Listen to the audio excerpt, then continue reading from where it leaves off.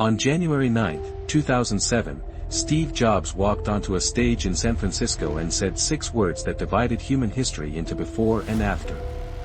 An iPod. A phone. And an internet communicator. He repeated it 3 times while the audience laughed, not yet understanding. Then he said, "These are not 3 separate devices. This is one device. And we are calling it iPhone." 17 years later, there are 7.5 billion smartphones on Earth. More smartphones than people. The average human spends 4 hours a day staring at one. It killed the camera industry, the GPS industry, the music player, the newspaper, the taxi company, the alarm clock, the flashlight, the calculator, the paper map, and the human attention span. And it was almost never built. The project was codenamed Purple. It started in November 2004, not as a phone, but as a tablet. Apple engineers were experimenting with multi-touch screens when Jobs had an idea.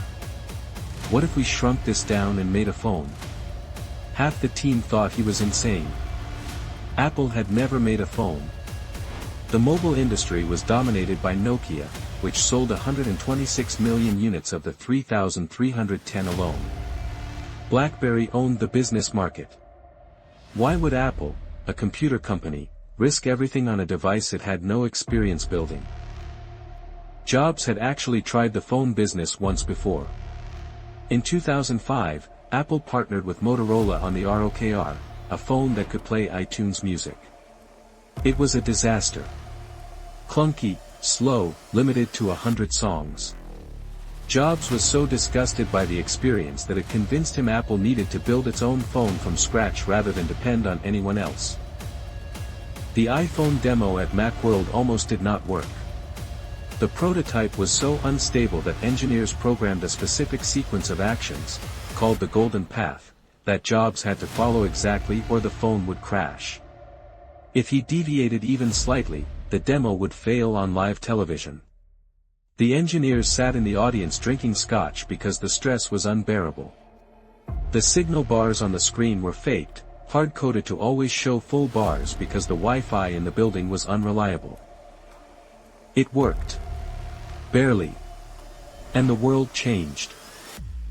But smartphones did not begin with the iPhone. The IBM Simon, launched in 1994, is considered the first smartphone. It had a touchscreen, email, a calendar, and apps. It cost $1,100 and sold 50,000 units. Nokia, BlackBerry, Palm, and Windows Mobile all made smartphones before Apple.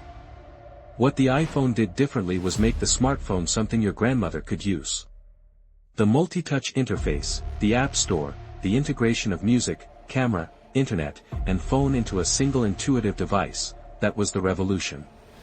Not the technology itself, but the experience of using it. Now remove it. All of it. No iPhone. No Android response. No smartphone era. What does the world look like? Start with what you lose. Instagram does not exist.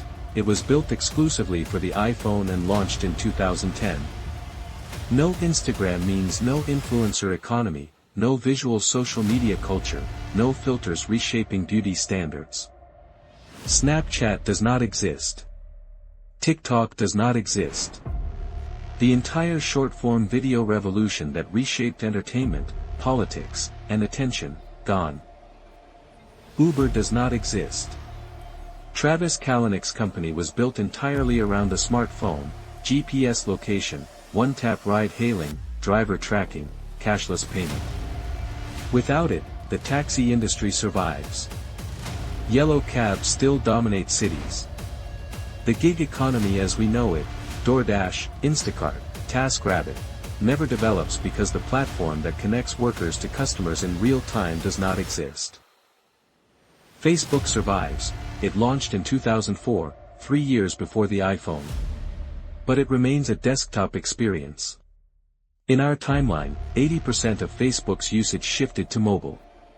Without smartphones, social media stays something you check at your desk, not something that follows you into bed, into the bathroom, into every idle moment of your day. The addictive scroll, the infinite feed optimized for engagement, works differently when you have to sit down at a computer to access it. Photography changes completely. In our timeline, humans take approximately 2.1 trillion photos per year. 94% of them are taken on smartphones. Without smartphones, the digital camera industry survives. Kodak, which filed for bankruptcy on January 19, 2012, destroyed by the phone camera, is still one of the most profitable companies in America.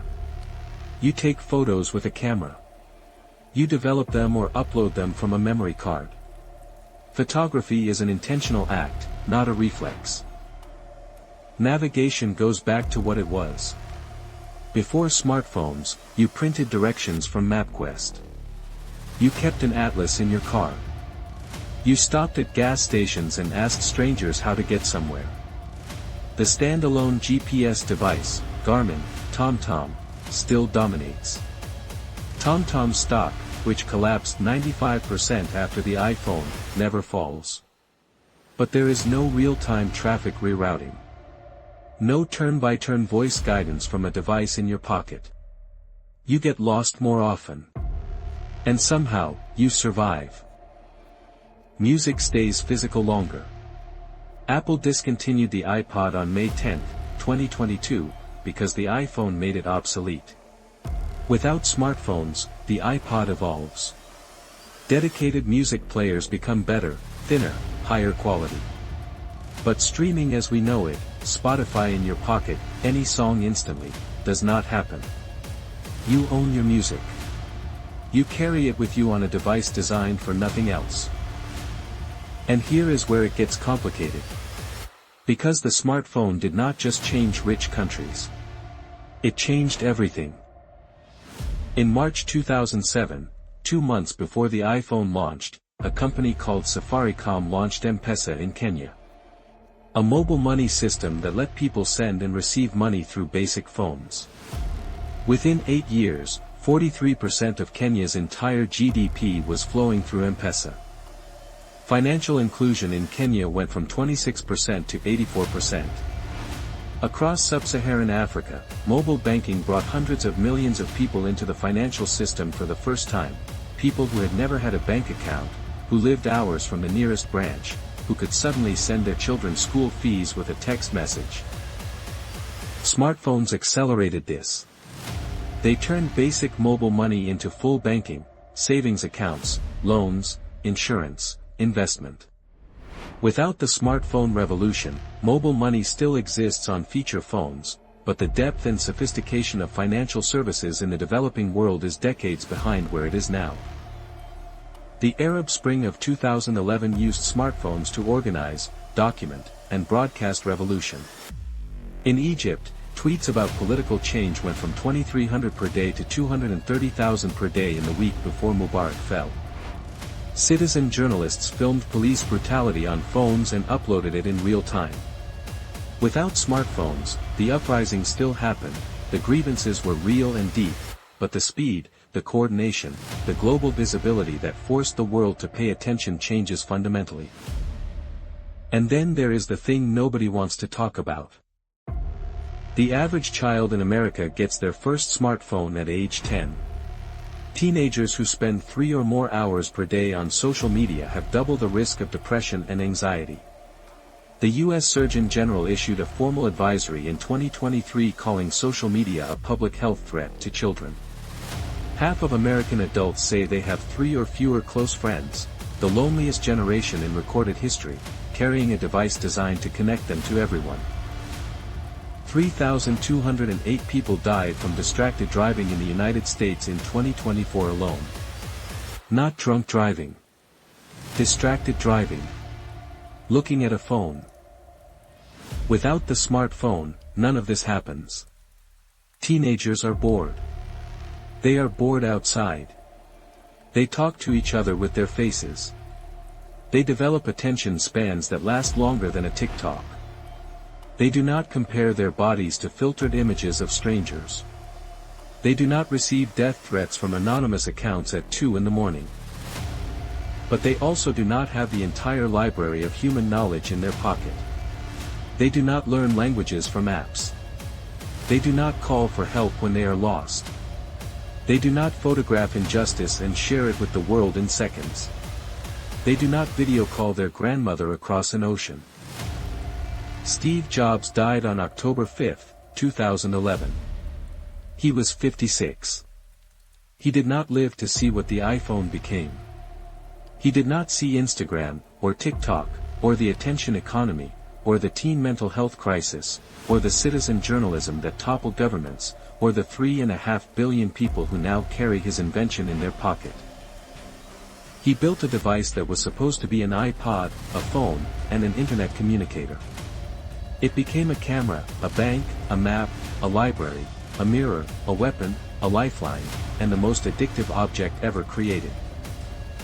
The question is not whether the smartphone changed the world. The question is whether we would choose it again, knowing everything it costs.